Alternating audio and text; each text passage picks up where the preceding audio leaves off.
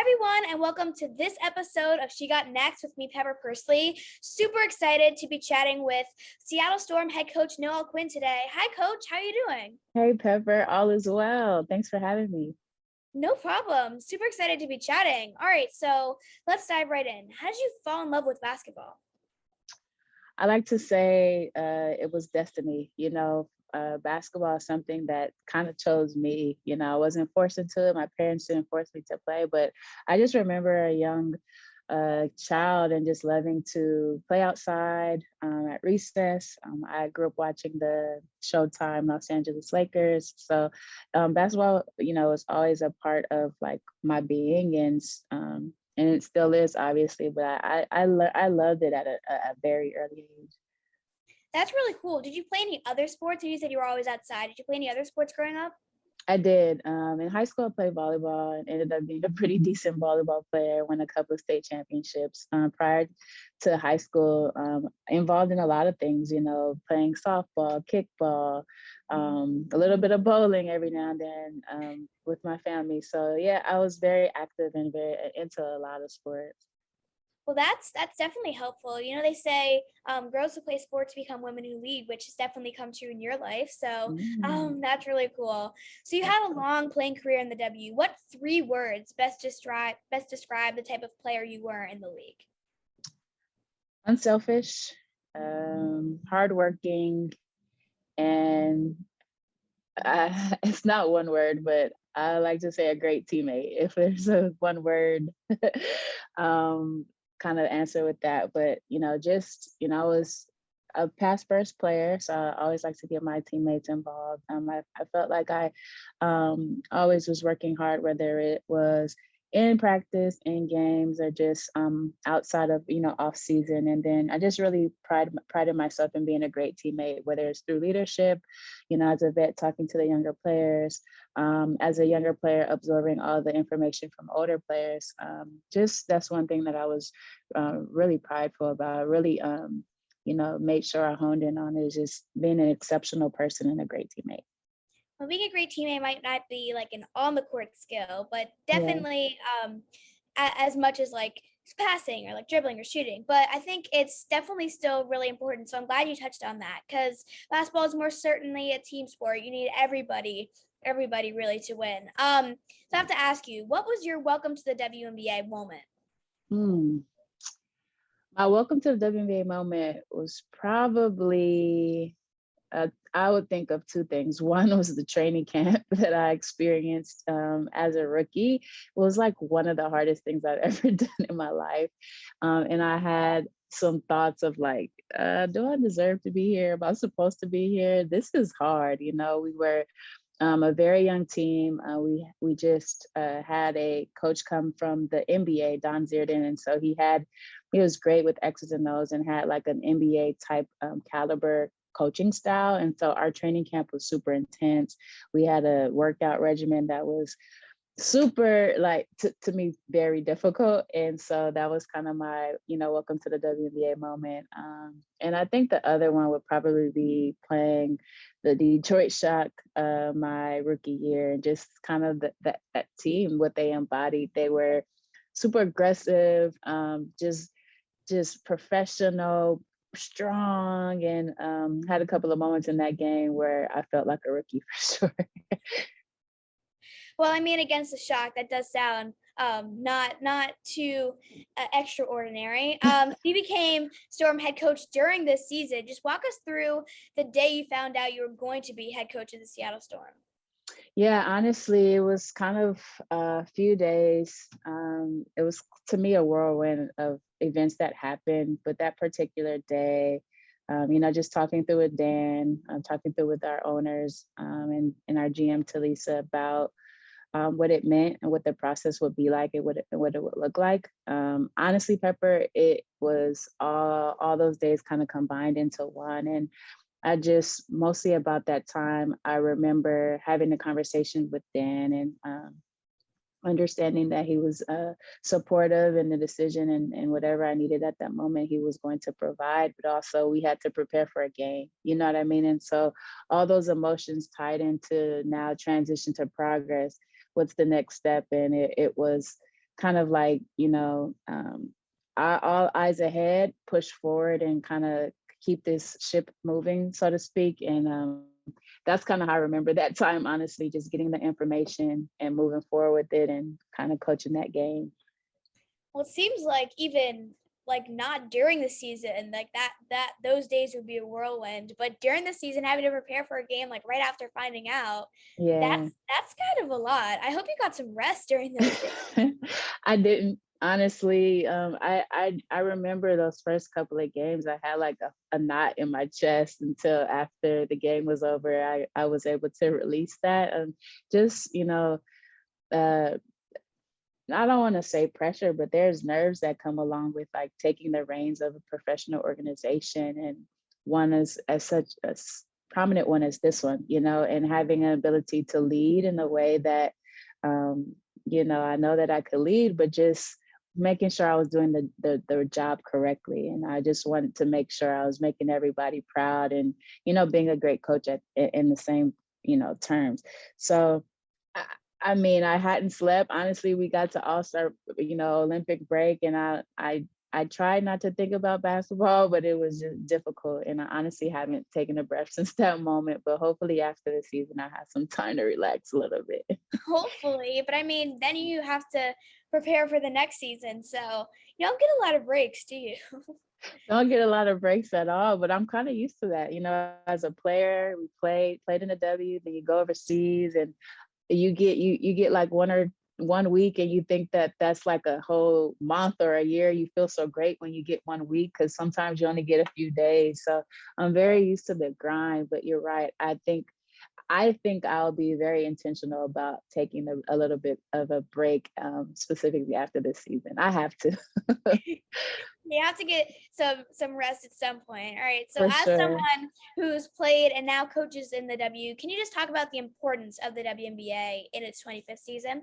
It's huge. We talk about representation all the time. I was from LA. I started watching the W from day one. So I was in the building. I saw Penny Teller make the first shot. I was actually there. And to understand, as a young person watching that, I didn't really quite grasp what that meant. But as I, obviously play basketball my entire life, and understanding that, wow, I can one day play in the W, because I've seen Lisa Leslie do it. I've seen players who look like me do it. And when you think about the importance of representation and what this league means, it is that in particular, having an ability to show, to highlight amazing women, but to show the youth and show younger generation that there's an ability to play at a high level, to play professionally. We talked about it before, to own a team, lead a team, be a general manager of a team. I think that's what this league embodies. It shows the variety of amazing women who can, do amazing things. And I think that is so important. 25 years, I'm so happy to be a part of it, but also understanding we got to continue to grow the game. We want to have it be here for 25 more. And within that, that's what we need to support. We need to continued representation, to continue just visual, putting us on TV and things of that nature, so that people understand who we are, what we're about, and hopefully to inspire the next generation as well. Well, it seems like life really came full circle for you, being there the first game and now in the 25th season. And Yeah. personally, I think the W is doing a great job, at least inspiring me, because I don't think I would have had the motivation to do this work and to cover the women and everybody who works, in the WNBA without Mhm. being so inspired by the league as a whole. Awesome. So what has been most challenging for you in the role of head coach? I think the most challenging thing is, again, not getting too high or too low. So understanding, and to go hand to couple that with just the pressure. I am a part of an amazing organization. We just won a championship last year. We won a championship in 2018, and that's kind of the expectation. That's the standard. And so I think that's the biggest thing, is to understand that there are high expectations here, but not kind of put that much pressure on myself, and to give myself a little bit of grace and understanding that I'm new to the role, get my feet wet in it, and just kind of understand what this role is for me, and kind of put my own imprint on that. I think that's kind of been the toughest thing because, I didn't start the season within this role. Like, I kind of took over. And so within, trying to keep that ship a sail, trying to figure out how do I want to coach? How do I want to lead? And what is my impact? Where's my voice in this? And so I think it's a constant learning process for me. And I think within the learning process, we've gone through some adversity with some losses, and, just understanding that, kind of reassuring myself that I'm supposed to be here and I deserve to be here, and everybody is supportive in that. But just kind of keeping that mindset and that mental fortitude very strong in spite of everything that may be going on around me. Now, what do you enjoy most about being head coach? This might end up being the same answer, but we'll see. I enjoy most talking with you, Pepper. That's what I enjoy the most. Seriously, it's I don't know if I've had a chance to kind of taking a step back and kind of realize what this opportunity means, though I know the weight of it. But I do enjoy having an ability to just be a good role model for young women like you. I enjoy the process of learning the team, and the day-to-day of how to be better for the team and how to strategize and all of those things. It really pushes me to a level of discomfort, and within discomfort, that's how you grow. You know what I mean? And that's what I would like to do, is continue to grow, continue to get better. And I think within those challenges, I am enjoying the process. Well, thank you for wanting to be a role model for girls like me. I mean, that's really, I hear that a lot, but it really, every time, it just means more and more. So thank you for that. And yeah, Okay. um, it's interesting how it seems like sometimes with different jobs and different roles, what's most challenging can also be what's most fun when you maybe overcome Mhm. something, and you feel Mhm. most prideful about that. So, very interesting how that happens. What does a Right. day in your life look like now that you're a WNBA head coach? Well, I'm pretty boring. So a lot of the times, if it's a practice day, kind of get to the gym early, prep for practice, have staff meeting, get into practice, which could be about an hour and a half, a couple of hours. After practice, kind of decompress a little bit, talk through with the staff about, what tomorrow looks like or the next day looks like. If there's a game, watching games that night. But for me, pretty much a work day is just hoops, which is, something that I love. But I try to, take some downtime and do other things. But sometimes I'm good at it, sometimes I'm not. I just watched uh, Clickbait on Netflix, and I hadn't watched Netflix in a long time. So just trying to find more time to kind of, decompress a little bit more. But honestly, Pepper, I'm super boring. It's either in the gym, back home, and just relaxing or chilling. I mean, well, it's good to not have too much on your mind and not Hmm. maybe getting too invested in anything else. But so I guess that Yeah. makes sense. Yeah. Yeah, I'm growing more and more boring, having less time to do anything other than homework, my job, everything else I do. So, but it's I think it's good to try to find the fun in everything that you do. So Absolutely. make it fun, make Absolutely. it less boring. So back in your career, as a player, through your WNBA career, you've played with and coached some goats, and we'll get to name dropping some of them later. But what skills do you think defines a truly great player? First and foremost, their mental approach to their everyday, whether it's the game, whether it's practice. I've been around a lot of players, a lot of great players, and that's how I learned the importance of what you do outside of the game. So how hard you go through reps, how much film you watch, how much preparation, that stuff really matters. And I think that's what I learned from a lot of the great players, is like their mental approach to not to everything they do, taking care of their bodies, what they put in their bodies, how they attack their day to day is super important. And obviously, you have to have a talent and a skill set, but I think the biggest separator is just your mind, really. Yeah, sometimes, you think that it's everything else that's holding you back, but it's really sometimes it's yourself. And Mhm. one thing that I do, because as honestly, even as a basketball player at this age, like I deal with some of that, and I just try to like think of doubt as something bad and like try to push it Mm. away. But sometimes that can be really hard. So I'm glad you touched on that. And Mhm. speaking of great players, what's it been like for you to have now played with and be coaching Sue, Jewel, and Stewie?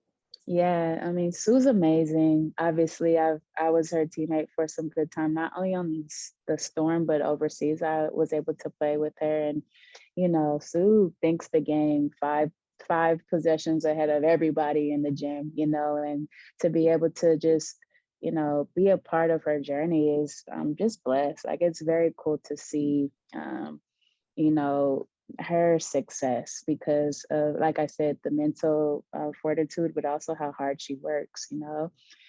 Jewel, another young and up and coming star. It was cool. I always talk about how it was kind of my locker was right next to Jewel, and I had an opportunity to always kind of talk with her, instill some confidence in her, get on her, and show her love when she needed that. And we were able to garner a rapport, and I think that is super um, beneficial for our friendship relationship right now, coach and player, because she knows that everything I say is coming from a good place. I have her best intention, but also, we have some history together to where that trust factor is there. And it's super important when it comes to coaching her. And same with Stewie, coming back to the Storm, it was Stewie's second year. And I was just amazed by how, like, what she was doing in practice. It just, everything came with ease, but also as a young superstar, she's so humble, always helping others and always giving of herself and putting others first. And I think just that combination of stardom and great talent, but mixed with like a humble spirit, it equals Stewie. And she goes hard. She's a competitor. She wants to win, and just to be a part of her journey as well. Just it's just amazing to see how much she continues to win and how much she continues to impact our league, and all the stuff that she stands for and fights for off the floor is very cool. So, our big three, the three-headed monster. I mean, every day it's just I'm amazed at what they do and what they continue to do, and I'm just super glad, super appreciative to be a part of their journey, a part of the team with them, working alongside of them, and being with them, trying to, in pursuit of more success, but those three have already done so much for our organization and for our league, and just, continued success. And I'm super proud of all of them. You just made the big three sound even more impressive. um, Yeah, with the W25 list just came out, and I said I wasn't gonna get to name dropping, but Okay. I'm gonna get to it now. So, Okay. naming some of those W25 players, just tell me what comes to mind when you hear their names, starting with Candice Parker. One of my teammates, I played with her in LA, very skilled, awesome passer, just ultimate competitor and a winner. Diana Taurasi. The GOAT, played with her in Phoenix, played with her overseas. When I talk about mindset, she would go hard every rep, no matter if it was shoot around, no matter if it was a walkthrough, and she always sets the tone, always makes everyone around her so confident.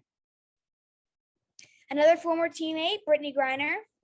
BG, humble spirit, I know she's a monster on the floor as far as getting buckets and her aggressiveness and her ability to dunk, but off the court, she's amazing, a big heart, very good teammate, very fun to be around, and obviously I mean, we talk about her basketball being very dominant, but even better person off the floor.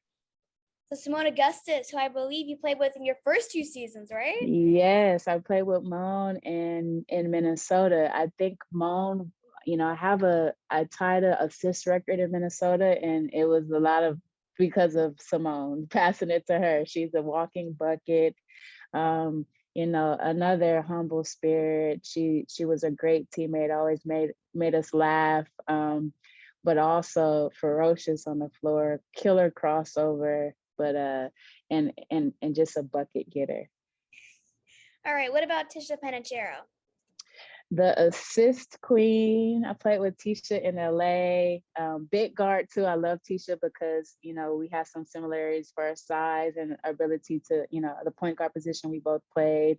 Again, I think, when I played in LA, that's kind of the first time I realized how to be a professional because I learned from Tisha. I learned from Delisha. I learned from Lisa and Tina I played with as well.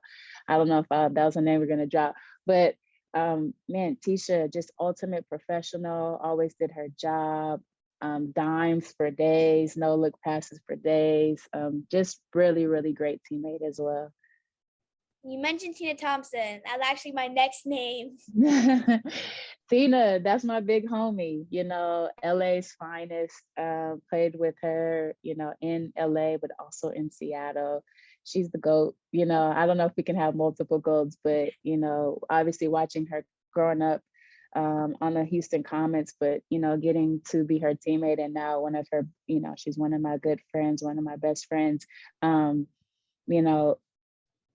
Her mindset is like no other, whether she feels great or doesn't feel great, she's going to attack every day as if, it's her last. She's going to get a bucket for you. She's going to pull up from the logo and hit a trail three. She's going to post you up, put you in a basket, get an and one. She's so versatile. She's so versatile as a player.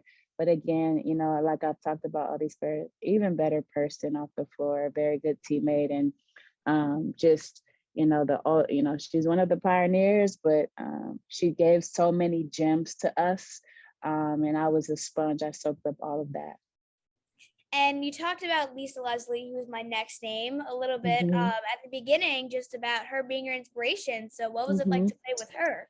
It was amazing. I played with Lisa her last year, so it's kind of like she had like a farewell tour. But when I first got to LA, when she walked in the gym, it was just so surreal, because I grew up watching her. So I was in the stands looking at Lisa, watching Lisa play, watching how she, after every game, her signing autographs, giving the fans certain things, whether it was her shoes, a shirt, a towel, whatever it was. I just really appreciated her heart for people and for fans in particular. And I made sure every time as a player, I didn't skip over someone who may have one of the autograph or a picture. And it was a lot of that because I watched Lisa do that. And we all know that she was great on the basketball court. She went from posting up to extending her range to being super dominant. And I saw that journey. I saw the progression every single year. And for a young athlete, that was super cool to see. I learned that every season you got to come back better. But ultimately, when I got to play with her, I learned that she's goofy, she's funny, she's a great person, and she has a great personality as well. You touched on a lot of just the off the court traits of these GOATs. I mean, all of them, right? And I think that's really important and something that doesn't really get talked about enough, just how funny they are, how, nice they are to the fans, like you touched on with Lisa. So, yeah, I think that's definitely really important. Glad you talked about that. So 2 last questions for you. Okay. I know we've talked about representation before, even in this interview, but I want to ask you again about it. There's never been a Black woman head coach who has won a WNBA championship. What would it mean for you to possibly become the first Black woman head coach to win a WNBA championship? It would mean a lot because I understand the importance of my role and who I am in this role. It's not only for me, but it's for people who look at me within this role, particularly the young people or anyone who I inspire, whether it's young girls, boys, men, women, whoever it is. I think that that's what make it so important. It's not for me, it's not the actual winning of it, but kind of the weight, the value of what that would mean for me being a Black woman and winning that. And it's for me, again, it's not about me. You know what I mean? I'm just a vessel. I'm just living in my purpose, and I'm just here to impact and inspire. That's just my role. That's just what I've been placed here to do. And so when I think about the ability to kind of win a championship and be the first of, is not necessarily that, more so than the deeper aspect of what it means representation wise, because it would then inspire someone else to dream to be in my shoes. That's a really important message. I mean, I'm almost speechless. Thank you so much for that. No Last problem. question. You've talked about the impact you want to have on the next generation. So what advice do you have for the next generation of female athletes? Yeah, there's this saying, be where your feet are, and a lot of times we're in this world where, we're in our phones all the time, or we want things to happen so fast, but just take the time and just be where your feet are. Put your phone down, immerse yourself in conversation with people, with family, with parents, with friends. Just enjoy your moments, because you don't want to get older and say, I wish I could have, or I should have done this. Like, really live day to day and appreciate, the air you breathe, the life that you live. And then whatever those goals and aspirations are, make sure you just you really want it to be, your own, and not someone else's, not your parents, not your friends, not your coworkers, whatever it is. It's your dream, your aspiration. And if that's what you really want to do, that's your calling, then pour everything into that. Also, I would say the balance of it. I think we try so hard to attain goals, and we have these, when I'm 20, 25, I want to be XYZ. But along the way, just make sure you smell the roses, and have balance in your life. Go pursue your dreams, but also go have fun, go play, go to the movies, whatever it is. That's important as well. The balance of hard work and fun. I mean, that's it. It seems so simple, but when it comes to it, it's kind of challenging. It is. So glad to have that reminder from you to everyone, and even including me, to do that. So thank you for that. And no that's all I have for you today. Thank you so much. No I'm so grateful to be able to speak with you. And yeah, just thank you, and good luck in the rest of the season. Good luck in the playoffs. Thank you. I look forward to continuing to cover you and the Storm and WNBA in general, and watching the playoffs. So thank you. Thank you. No problem. Thanks for having me. I really appreciate it. It was so much fun. Thank you. No problem. Big thank you to the Seattle Storm and Coach Quinn for making that interview happen. I learned so much from her. And I was so inspired by the conversation about the next generation and representation. I hope you all enjoyed that as much as I did. As always, you can find me on Instagram at Pepper Pursley and on Twitter at Team Pursley. And please subscribe to The Next for more awesome content like this. Thanks for listening. Bye.